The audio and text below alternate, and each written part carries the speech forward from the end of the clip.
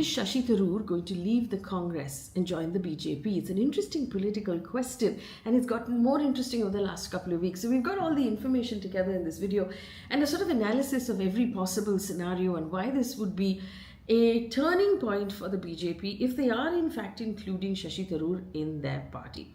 Remember, before we go further, some of the information from this video is actually sort of backroom information coming out of Delhi.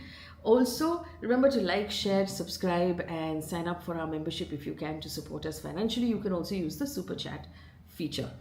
Now, you'll remember after Operation Sindoor, Tharoor was part of the delegation representing the government of India, traveling across the world, putting forward India's point of view. Was he representing government of India or was he representing the BJP and the Prime Minister? This is where there was a lot of criticism, and he got a lot of criticism from his own party.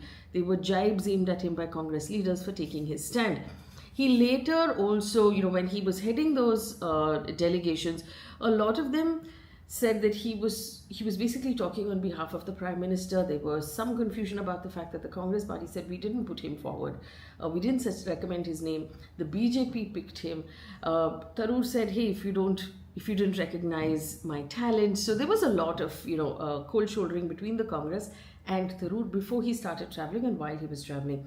But the real eyebrow raise came from after he came back, because he wrote an article that was published in the Hindu on the 23rd of June in which he praised the Prime Minister. He heaped praise on the Prime Minister. He effectively said that the Prime Minister's energy, dynamism and willingness to engage has remained a prime asset for India on the global stage, but deserved better backing or greater backing. Now, this praise for the Prime Minister has come at a point when the Congress party has been consistently criticizing the Prime Minister and his government over the foreign policy and saying that India's diplomacy is being shattered. This is the Congress's stand. And the country stands isolated globally. And at that point, Shashi Tharoor, who's considered, an expert on diplomacy and international affairs because of his career with the UN, is actually praising the Prime Minister for his foreign policy. And that really led to a lot of, irk in the Congress party and widening cracks between him and the leadership of the Congress party. Now, Tharoor said the diplomatic outreach following Operation Sindoor was a moment of national resolve and effective communication. After that, the Prime Minister's office's Twitter handle, so the PM's own Twitter handle, shared the article and appreciated Tharoor for his comments. Now, when that article came out, Mallikarjun Kharge of the Congress party, or 2 days later, he was asked, have you seen the article? And he said, I can't read English very well. Tharoor's language is very good, and that's why we've made him Congress Working Committee member. I want to say, people of the opposition together, that they are with the army that is fighting. We are with the country, and that is paramount. We said country first, party later, but some people are saying Modi first, country later. What can we do about that? So that was actually, if you consider Kharge as the president of the Congress party, that's sharp criticism coming from him. After that, Tharoor put out a tweet in which he said, don't ask for permission to fly. The wings are yours and the sky belongs to no one. Now, this was in reference to Subhanshu Shukla, who is the astronaut currently in space. But everybody started to see this as perhaps Tharoor's dig at the Congress party, or a suggestion that he might fly if he chooses to. The question is, will Tharoor fly, right? And what did that actually mean? A day after that, Manikam Tagore, Congress's whip at Lok Sabha, actually said, don't ask for permission to fly. Birds don't need clearance, but you must watch the skies for hawks, vultures and eagles who are always hunting. And to drive home, he shared a picture of hunters in the sky. Now, to add fuel to fire, Tharoor, after that, on the 29th of June, in another debate, he basically said that, during the adoption of the Constitution, Govalkar of the RSS had said that the Constitution doesn't have enough Manusmriti in it, but right now the RSS has moved away from those, from those days, and basically suggested that the RSS has become more modern. Again, this made a lot of people in the Congress sit up and say, is he now speaking on behalf of the RSS? On June 24, now this is a really important thing, right? Why is Tharoor so important? Tharoor is important not just because he, he basically pulls a lot of good opinion from the urban middle class, the English-speaking audience. People respect his opinion, they respect his grace. Also, Kerala. And Kerala is a really important state because BJP wants to nicely open its account in Kerala. It's trying really hard.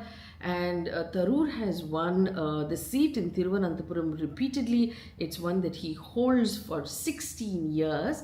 And it's something that's really interesting, for the Congress to hold on to that. But on the 24th of June, the Congress actually wrestled the Nilambur Assembly seat in Kerala, making, they won that by poll without any help from Shashi Tharoor.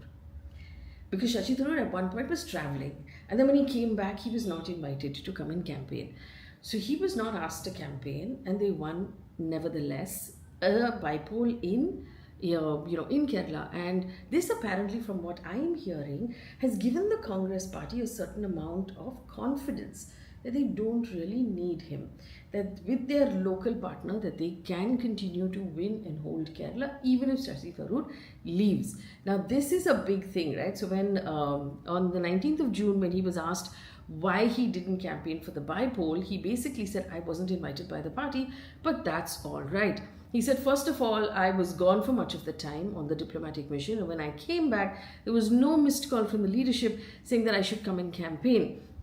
But he did, I must say, come in, and then he chaired a committee of the Parliamentary Standing Committee on External Affairs in Delhi. So he is taking part. He stated that Congress workers, including people from his constituency in Thiruvananthapuram, have been working very hard in those campaigns. He said, my close relations with the party have seen me through 4 elections in my own constituencies. Congress party workers have been by my side everywhere. So could this have given the Congress party the confidence to say, hey, we don't really need him as much as we thought we did? Because what I'm picking up, again, this is sort of a backroom conversation, is that when Shashi Tharoor came back from his diplomatic mission, apparently he requested a meeting with the Gandhis to sort of put forward his side, and he hasn't gotten that appointment yet. This is what the Delhi circles are saying.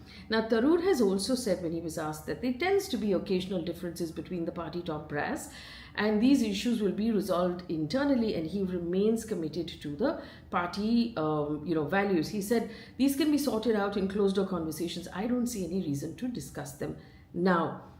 Apart from that, he is now being openly criticized by Congress people in his own state. Senior Congress leader K. Muralidharan on the 24th of June basically said that Tharoor's praise of the Prime Minister was disgusting.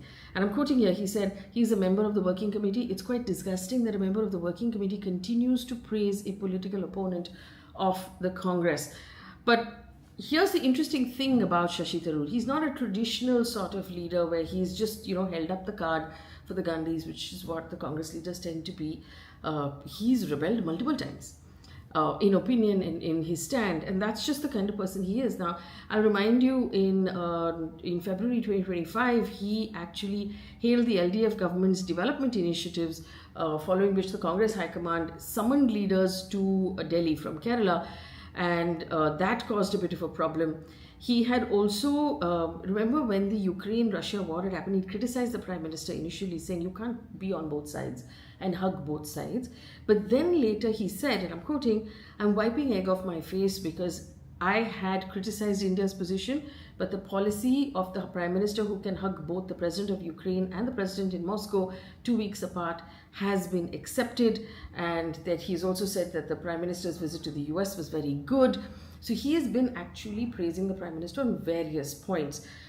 Remember 2020, this is a while ago, he was part of a group of 23 senior Congress people who wrote to Sonia Gandhi saying that there are deep problems in the Congress and there has to be a change, after which there was an election for the Congress president, and Mallikarjun Kharge was elected to be Congress president. But Shashi Tharoor ran against him, and at that time they raised a few eyebrows because Kharge was obviously the Gandhi pick and he was going to win unanimously, except that Tharoor decided to throw his hat in the ring. Now, while Tharoor seems to be warming up to the BJP, and if you spend some time on Twitter, you'll see, or X, you'll see that a lot of the traditional handles that criticize the Congress party and praise the BJP are currently praising Shashi Tharoor and sharing his videos, and he's going viral in these sort of circles. It seems like There's a case building for him, and the days when the Prime Minister referred to his wife as a 50 crore rupee ka girlfriend seems to have been a thing of a past at this point. So let me now take a look at where this is possibly heading, right? While he has said, we are going to discuss this and this is not, something that is on the cards right now, there doesn't seem to be any concrete plan that he's announced to join the BJP. But analysts in Delhi, like Neerja Chaudhary, for example, who has been tracking the Congress party since the days of Indira Gandhi, has said that the Congress has definitely misstepped when it came to Shashi Tharoor, because they should have recommended his name for the delegation to begin with. Once his name came out, they should have not dissed him in public like that, and they could have retained him quite well.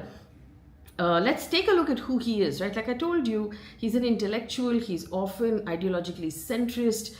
He's been critical of the RSS, but he's not a traditional congressman in the way that Congress party hardcore leaders tend to be. Would he be valuable to the BJP?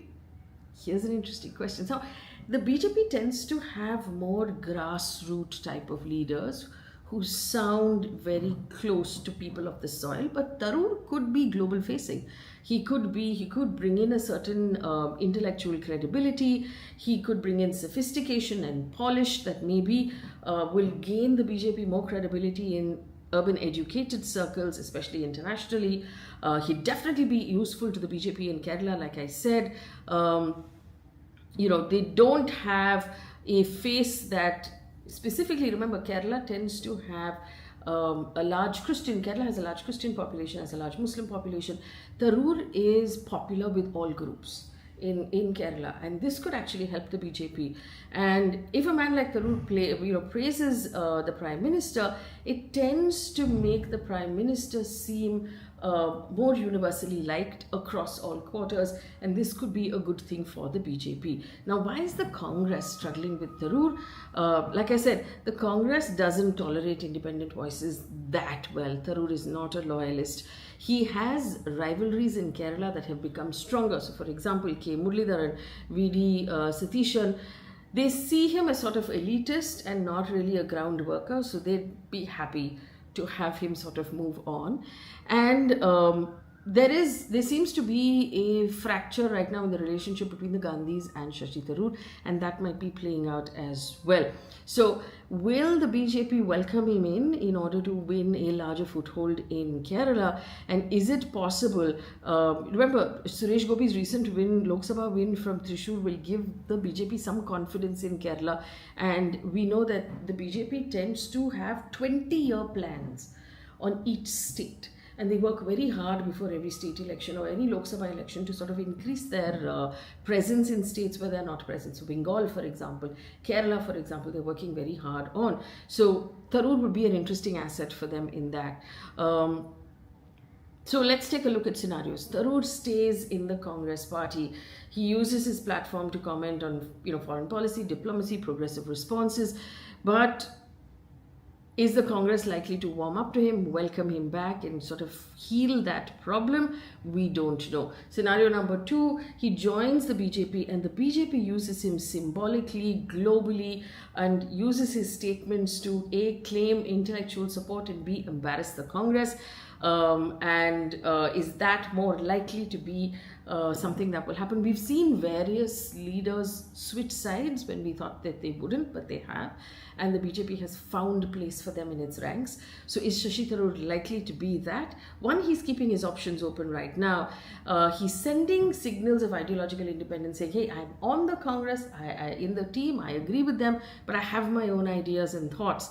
And he's becoming more and more a thorn in the Congress's side and a tool for the BJP in its optics war against the Gandhis. So it'll be very interesting to see this playing out. But from the last time we looked at this whole thing, it does seem like the Congress's relationship with Shashi Tharoor has fractured far more. The question is he likely to leave the Congress and do nothing? I don't think so. Is he likely to leave the Congress and join the BJP? And how will that play out? And where will the BJP find room for a man with his talents in their ranks? That's the interesting thing to watch out for. So leave me a comment in the comment section if you think he's going to join the BJP. I think the first half of that question, is he leaving the Congress, is becoming more and more obvious. Is he going to join the BJP? And if he does, how will they use him effectively? Let me know.